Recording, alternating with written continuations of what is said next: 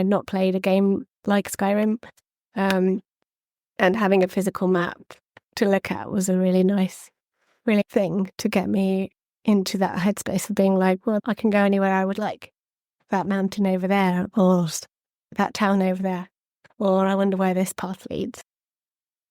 How do you create a world that is auto-generated, makes sense, and isn't boring, has life in it, has something to go and see? It's all well and good having massive deserts and mountains and forests, but if there's nothing in them, you're going to speed travel your way through them as quickly as possible. There are rules everywhere and limitations everywhere in life. And to be able to turn something on and then you can go literally anywhere in the city and do anything was fabulous.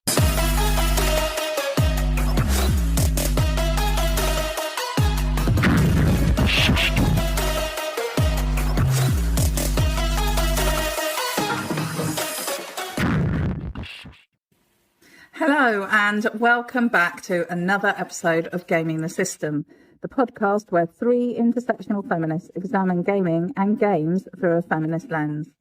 I'm your host for today, I'm Jem, and I'm here with my friends Alex and Matt. So before we get started, if you want to support us, you can subscribe to our Patreon at patreon.com/gaming the system for some exclusive content, or you can send us a one-off donation via PayPal to our email address, wearegamingthesystem@gmail.com.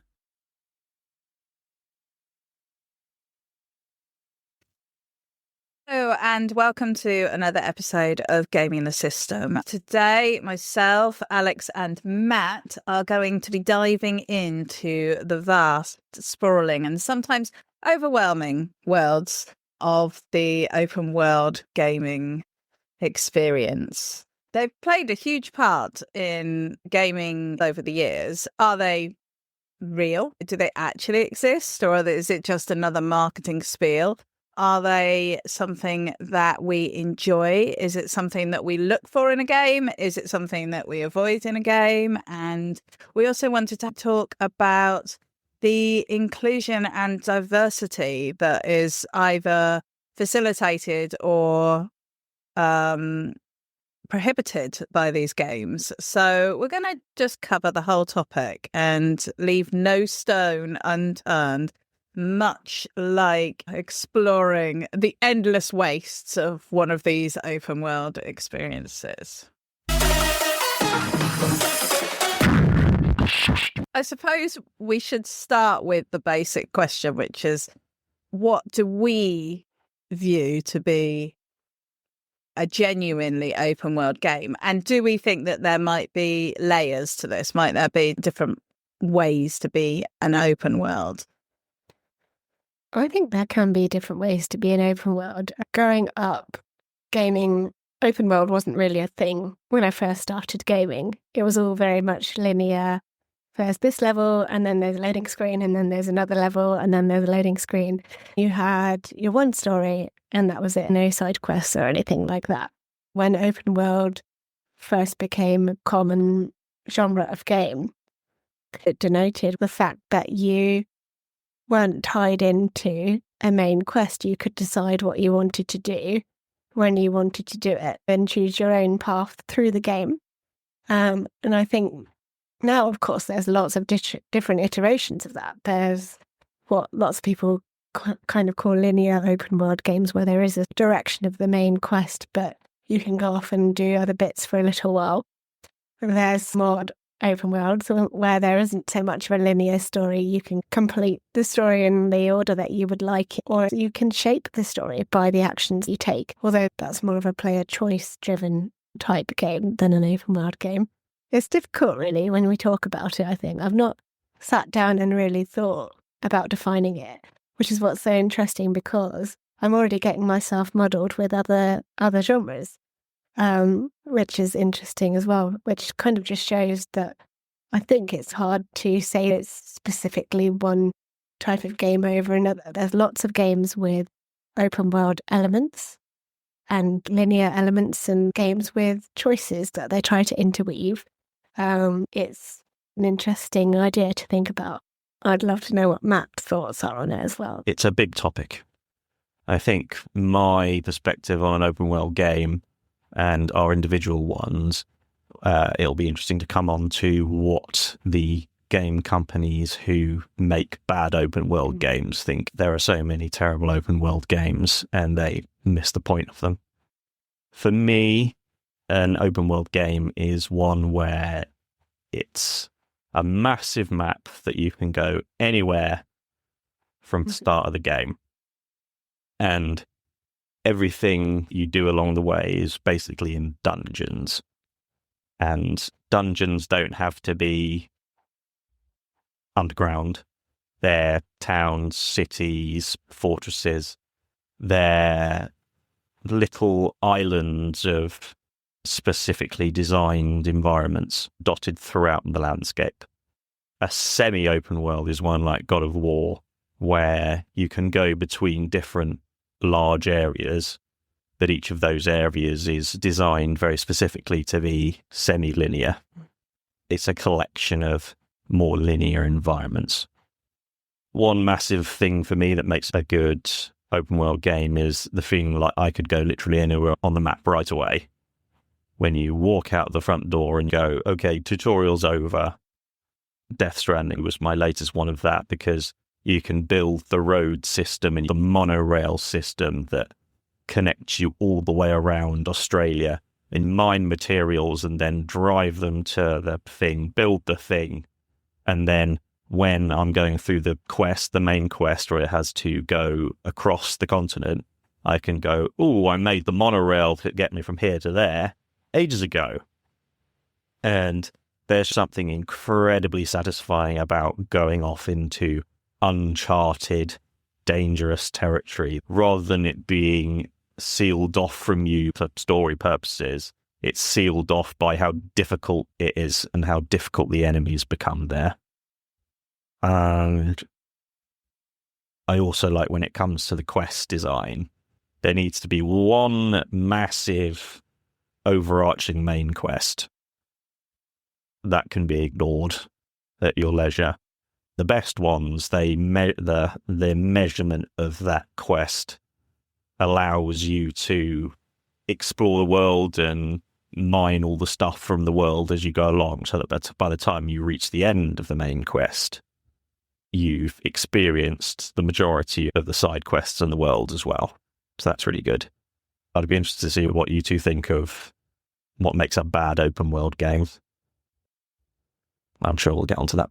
Thank you both for that. I think you've both hit on absolutely what is an open world. And apparently the commonly argued first open world was actually Ultima 1 back in 1981, because that had a sort of freedom to explore in the way that you're talking about, Matt. Legend of Zelda was one of the other ones that usually cited as being one of the first open world games, but I think both of those will probably fall into the sort of linear open world game that you were talking about, Alex. And for me, in some ways, I think that open world games are persistent worlds, which again, I think is a whole other genre. And I think that hooks into what you were saying, Alex, about how it crosses all these different areas and it means different things for different people. But to me, the idea of a massively multiplayer online game is that is a sort of persistent world that is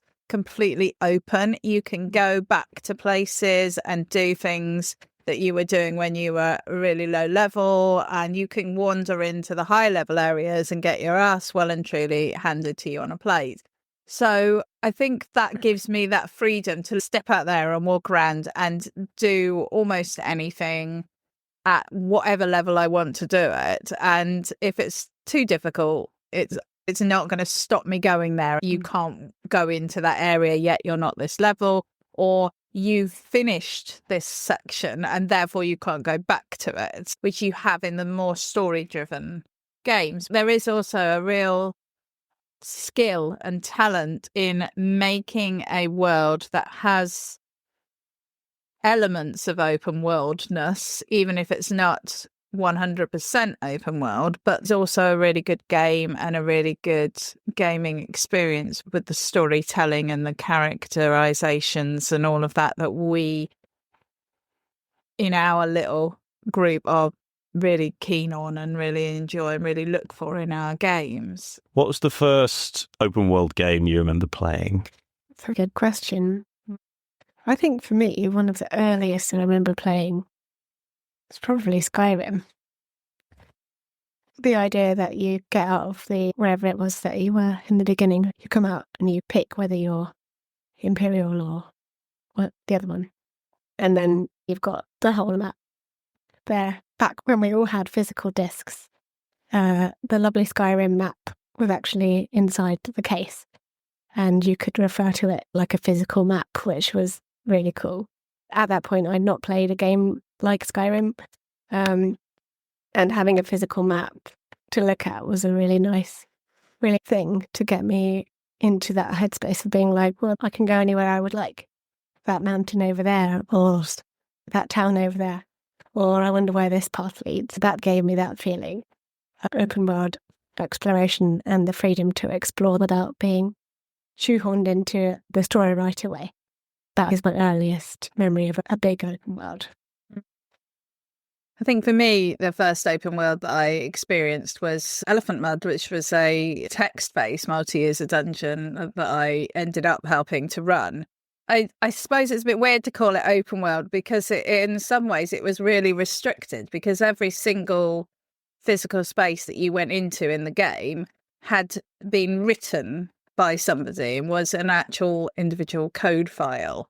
So obviously there was a restriction. You couldn't literally go anywhere. However, we did spend a huge amount of time, the team who ran it, talking about creating a fractal map to create a genuine text-based world that was procedurally generated.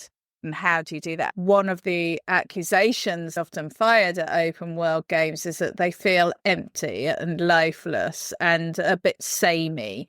And that was one of the things that we used to struggle with when we were trying to come up with a way to do this fractal version of our game. How do you create a world that is auto-generated, makes sense, and isn't boring? Has life in it, has something to go and see. It's all well and good having massive deserts and mountains and forests, but if there's nothing in them, you're going to speed travel your way through them as quickly as possible, or you're not even going to bother with it. So, you want something that actually encourages people to go and explore. For me, I think probably the real first experience I had of that was World of Warcraft, because that was something where you would go, I'm going to go and swim around the coastline, and you just go off and spend days, literally days, swimming around to do the whole thing just to be able to say I did that. You would find funny little things hiding out in the middle of nowhere. There was definitely an experience of exploring, and I might be rewarded for exploring, which is, I think, one of the real benefits of open world games.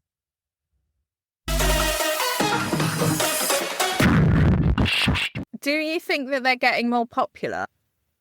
It wasn't a phrase that was common even amongst the gaming community, this idea. So is it something that we're seeing more now? Is it something that we're seeing touted as a good thing? Is it something that people are using to sell their games? It's a popular genre, but I think it's grown in line with the industry as a whole.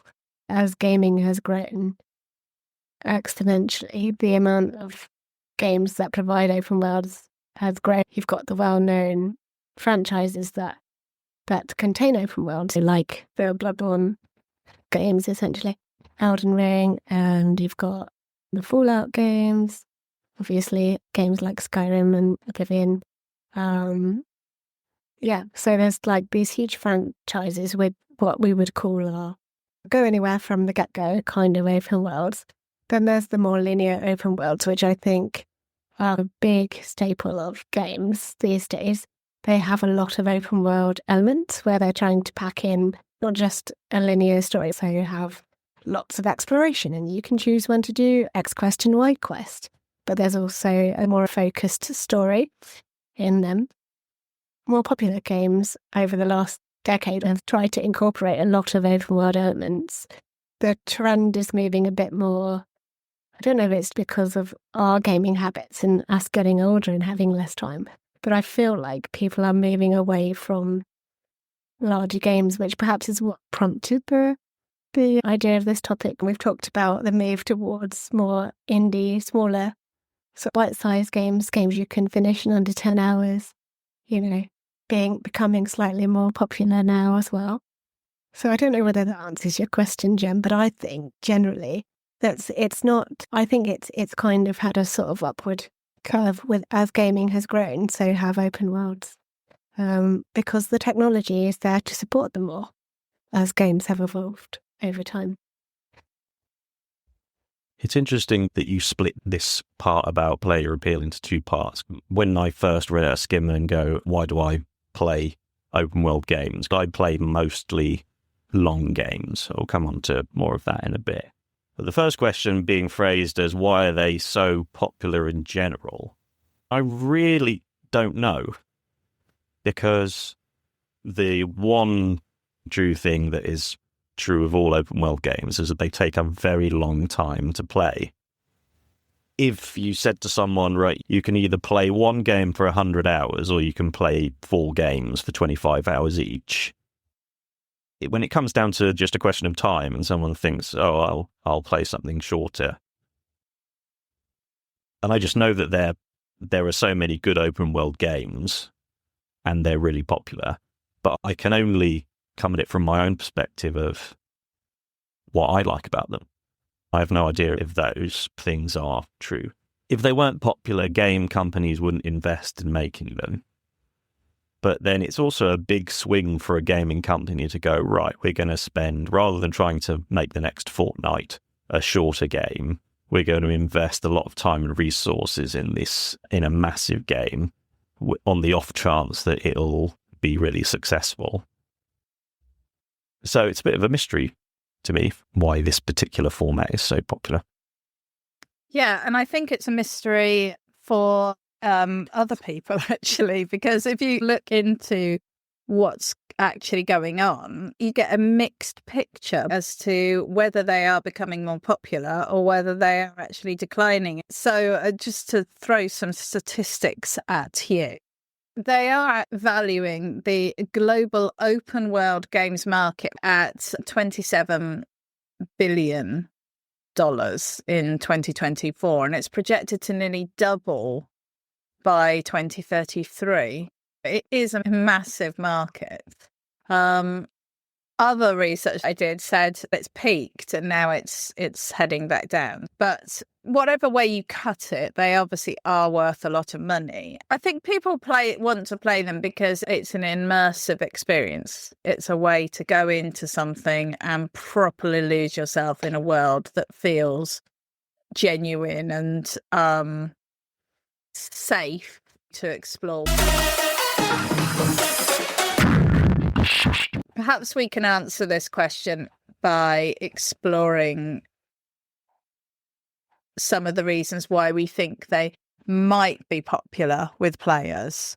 And then maybe we can find out why they might not be popular with players. You mentioned time, Matt, and I think that influenced my interest in this topic. Recently, I was looking for a new game to play, and I was deliberately looking for a game that was time limited because I wanted a chance of finishing.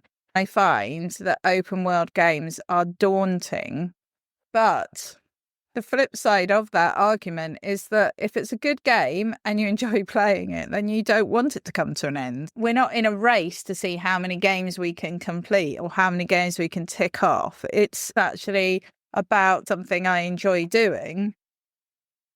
And if that's the same game for a very long time. Is there a problem with that? Does it always have to be new, different? Why do you think people choose the games, and why do you think they might not choose these kind of games? Grand Theft Auto. That was one of the earliest ones that I played. I remember I was very young, probably like 12, whenever the PSP came out. And the sense of freedom in it was fantastic. Because everywhere, there are rules everywhere and limitations everywhere in the world and in life. And to be able to turn something on and go anywhere in the city and do anything was fabulous. That sense of freedom, and yeah, I definitely agree about the immersiveness. You can immerse yourself in an open world game, a good open world game, in a way that you just can't for shorter games. Yeah, I'd agree. Big things that appeals to me as a person that enjoys playing open world games is that the world is a character itself. When it's a good open world game, you immediately get the sense of a very stylized atmosphere. It's designed to make you feel a certain way. For example, I'll probably come on to this in a minute, but I've just started playing Ghost of Tsushima, quite late to the game, but very, very much enjoying it. Doing it in small chunks, as I know it's relatively large. I know it is also very, very linear in terms of when we compare it to, say, Ring or something like that. But it's also very cinematic. There's a lot of dialogue in the missions and by the characters themselves talking about the island of Tsushima. And the island has its own atmosphere. It is separate from Japan at the time. A sort of lore unto itself. There's lots of myth and legend and all sorts going on there. Obviously, it's the Mongol invasion. So there's lots of danger, and the world feels like it can be a very dangerous place sometimes. I certainly got that sense when playing games like Shadow of War and the first one, which I think was just Shadow of Mordor, wasn't it? I absolutely love how threatening the world of Mordor feels and the surrounding places. So you're just constantly under attack all the time, which is again, similar sorts of themes within the Soulsborne games. You're constantly in danger of being killed immediately. Well, part of it is what makes it exciting. Part of it is what makes it terrifying to play as well. But that depends what you're looking for in a game. And it's also confusing that if you've got a first-person shooter, they're basically all the same. You have a corridor, you fight your way down the corridor, it ends, repeat that until you finish the campaign. But with open world games, there are so many different types, genre-wise. So I'd completely forgotten about GTA when you mentioned it, Matt. It's like you said, of course GTA is open world, but because it's not like the very popularized, stereotypical open world that everyone associates, like a fantasy setting, you kind of forget. Of course it is. In its framework and the way that you play, it definitely is open world. It's funny when you think about it like that. Because it makes it even harder to categorize why people play it. Because someone who plays, say, Grand Theft Auto versus someone who plays Elden Ring. I played it for 250 hours my first time playing it on PlayStation and had no idea whatsoever what was happening. I had no idea what was happening in the world, why I was there, how I was there, who all these people were that I was killing. I just go, oh, this place looks awesome. Gameplay's fun.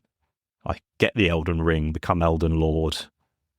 I played it like 9 times through with the New Game Plus thing. And that just completely discounts the thinking that a massive narrative and main quest is so important and characters are important because every character basically says 3 lines each. Yeah. And then there are games where the gameplay is rubbish, but the story's really good. Yeah. So there's quite a long list of good games in an open world setting.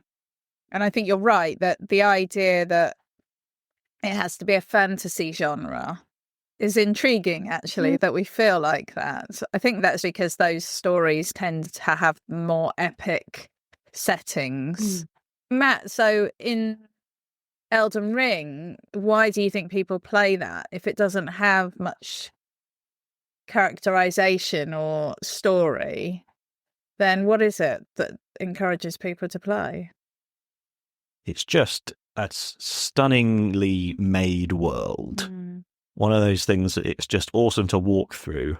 The challenge is incredibly compelling because the first thing that happens when you get out of the dungeon, well, you get killed immediately by this weird spider thing. And then you wake up and you step out into the stunning first area Limgrave, this awesome, beautiful, melancholic environment. And then you see a mounted warrior that is 4 times your height and has an axe whose circumference is the same as you, and then you get absolutely smashed into the ground with it. But then you go, I'll be back for you later.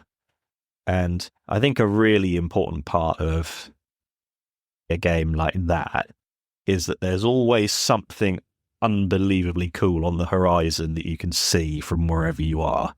You can see the Erd Tree, you can see Stormvale Castle, you can see these towers, you see the skeletons of massive giants on the landscape. And it just makes you go, what's that over there? And I want to go all the way to it. Which is exactly how you want an open world environment to be. You want it to draw you on to the next thing. I just want to see what's around that corner. I just want to see what's over that hill. I just want to find out what these people are asking for. And I think that's what you want. And that's the sort of environment where you can really get sucked into and feel like you are actually existing in some level within that space. The flip side of that is the amount of time that you have to sink into these kind of games to do all of that, to explore all of that. I'm a completionist. I'm not obsessively completionist, but I do like to have looked down all the little side routes and to have done most of the side quests. I find open worlds appealing because I want that escapism and to feel that I'm in a living, breathing world.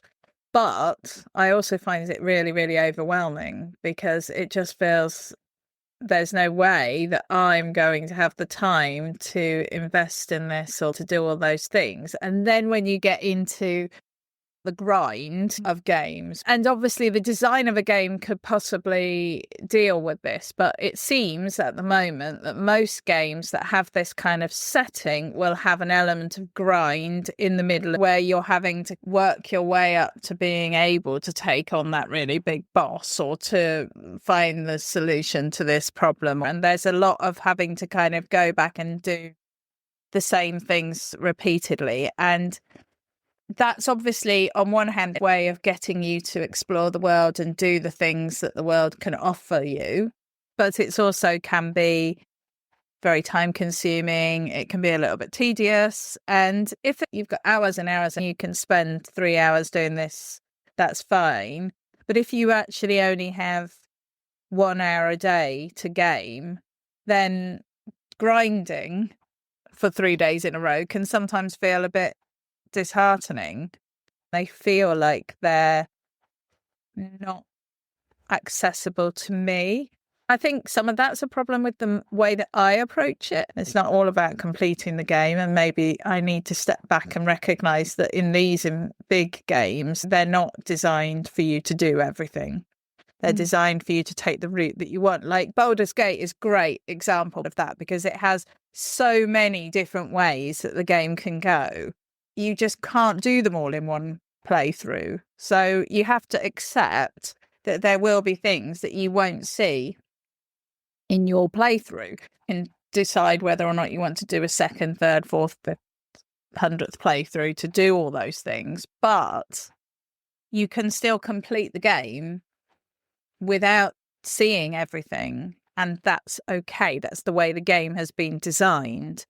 So is it just about having a attitude shift, or are these games exclusive rather than inclusive when it comes to that sort of thing? I think for me it depends on the game. I was going to give you kind of two examples of an open world game that I have experienced major overwhelm on and subsequently stopped playing. Unfortunately, Horizon Forbidden West. I'm afraid, stuck in the first area because I like a tidy map. And there's a lot of icons on the map. If I can't do them all without feeling like it's going to take tens of hours, then I got to the point where I was like, well, this mission says to go so many meters into the fog of war and I haven't even tidied up this first areas. And I was getting really frustrated at the idea of a mission that sent me ages away, knowing that on the way I would probably have to tidy up everything around me, and that would add another 10, 15 hours to actually reaching the start of that mission. And it became really overwhelming. I found with that game, every person I spoke to would give me a quest, and I like to tick off the list. Some of the quests I was being given could not be completed very quickly. I think maybe it was just my particular mood at the time I was playing it, but I was just not on board with helping Ainley reach her goals, reach her quest markers, etc. I very much enjoyed being in the world, and it felt like a very dangerous world, and I think part of the issue also was how powerful do you feel at the start of the game. An opposite experience that I'm having at the moment is with Ghost of Tsushima, where right from the start of the game, you feel properly powerful and capable and a really impressive samurai warrior who can take on anyone and come out on top, even if maybe you have a struggle in certain encounters or with certain numbers of Mongols and things.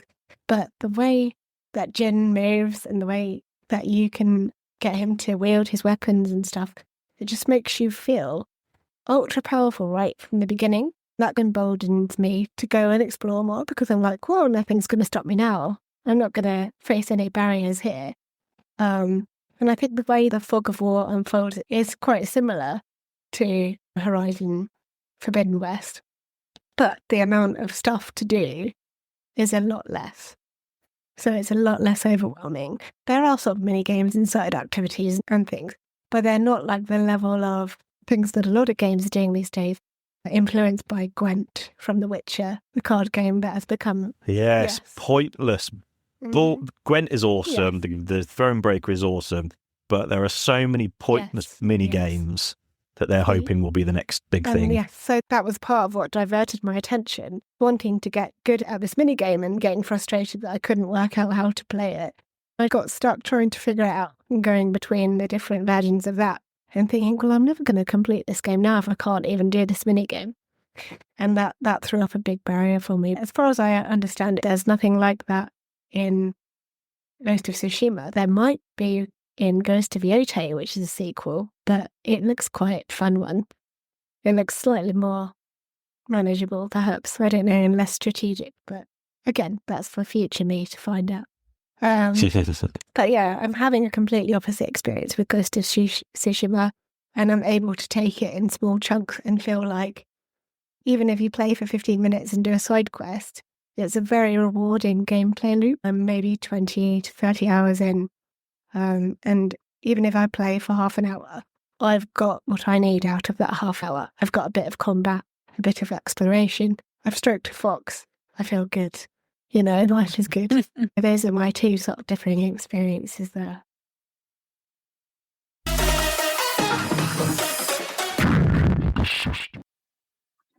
Okay, well, I think that's a great note to pause this conversation on. We have really only just scratched the surface of all that open world games have to offer. So we will definitely be back with part 2 next week. For now, thank you for listening. Please let us know what you think about open worlds and any of the other topics that we talk about on the podcast. And we will see you very soon. Bye. We hope you enjoyed that episode of Gaming the System. If you want to support us, you can donate to us through our PayPal by sending it to wearegamingthesystem@gmail.com if you want to send us a one-off donation. If you want to donate to us monthly, you can subscribe to our Patreon at patreon.com/gamingthesystem. Until next time, bye-bye.